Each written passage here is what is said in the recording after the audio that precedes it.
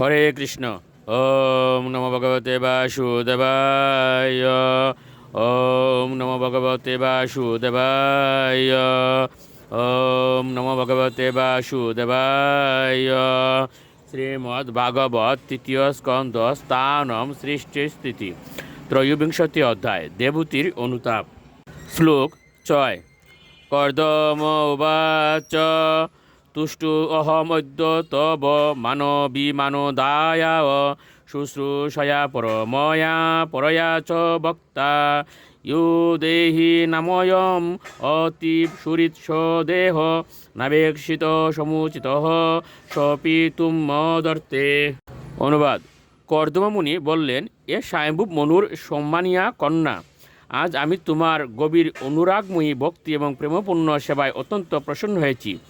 দেহধারীদের কাছে তাদের দেহ অত্যন্ত প্রিয়, কিন্তু তুমি সেই দেহকেও আমার জন্য ক্রয় করতে দ্বিধাবোধ করনি দেখে আমি অত্যন্ত আশ্চর্য হয়েছি। শ্লোক 7।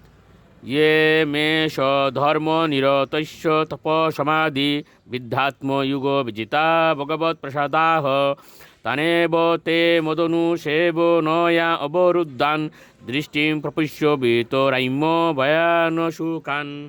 অনুবাদ। কর্দমমুনি বললেন, আমি স্বধর্মে রত থেকে তপস্যা, ধ্যান এবং কৃষ্ণ ভক্তির আচরণ করে ভগবানের আশীর্বাদ লাভ করেছি। তুমি যদিও ভয় এবং সুখ রহিত এই উপলব্ধিগুলি এখনও অনুভব করনি, তবুও সেইগুলি আমি তোমাকে দান করব, কেননা তুমি ভক্তি সহকারে আমার সেবা করেছ। দেখো, আমি তোমাকে দিব্য দৃষ্টি প্রদান করছি, যার দ্বারা তুমি দেখতে পাবে সেগুলি কত সুন্দর। শ্লোক 8। ঐন্যে পুনর্ভগবত ভ্রুব উদ্দিজৃম্ব বিভ্রংশিতার্থ রচনাহ কিমুরু ক্রমস্য সিদ্ধাসি বংশ বিভবান নিজ ধর্ম দুহান দিব্যান নরৈ দূর দিগান নিপ বিক্রিয়াবিয়। অনুবাদ। কর্দমমুনি বলতে লাগলেন, ভগবানের কৃপা ব্যতীত অন্য উপভোগে কী লাভ? মনেশ্বর ভগবান শ্রীবিষ্ণুর ভূকুটি সঞ্চালনে সমস্ত জড় বিষয় ধ্বংস হয়ে যায়। তোমার পতিব্রতা ধর্মের প্রভাবে তুমি দিব্য উপাসম প্রাপ্ত হয়েছ, এবং এই সমস্ত দিব্য সম্পদ অতি সম্ভ্রান্ত কুলে জন্মগ্রহণকারী এবং প্রভূত ধন সম্পদের অধিকারী ব্যক্তিদের পক্ষেও দুর্লভ। শ্লোক 9।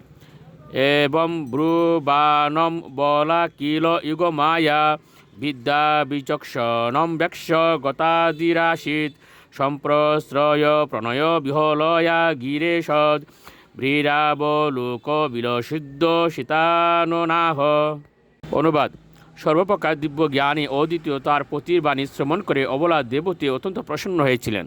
তার মুখমণ্ডল স্মিত আয়ুষ্য এবং ঈষৎ সংকোচপূর্ণ দৃষ্টিপাতের ফলে আরও সুন্দর হয়ে উঠেছিল, এবং তিনি প্রণয় ও বিনয়জনিত গদগদ স্বরে বলতে লাগলেন। শ্লোক 10। দেবূতিরুবাচ রাদ্যম্বত দ্বিজ বৃষৈতদ্মুগ ইউগ মায়াদীপে ত্বয়ি বিভো তদ্বৈমি ভর্ত ইয়স্তে অব্যদায়ী সময় সকৃতঙ্গ সঙ্গ ভুয়াদ্গরি অসি গুণ প্রসব সতিনাম। অনুবাদ। দেবূতি বললেন, এ প্রিয়পতি, হে দ্বিজ শ্রেষ্ঠ, আমি জানি যে আপনি সর্বসিদ্ধি লাভ করেছেন এবং আপনি সমস্ত অচ্যুত যুগ শক্তির অধিকারী, কেননা আপনি যুগমায়ার আশ্রয়ে রয়েছেন। কিন্তু এক সময় আপনি প্রতিজ্ঞা করেছিলেন যে আমাদের দৈহিক মিলন সার্থক হবে, কেননা মহান পতি প্রাপ্ত হয়ে সাধ্য স্ত্রীর সন্তান লাভ করা একটি মস্ত বড় গুণ। হরে কৃষ্ণ।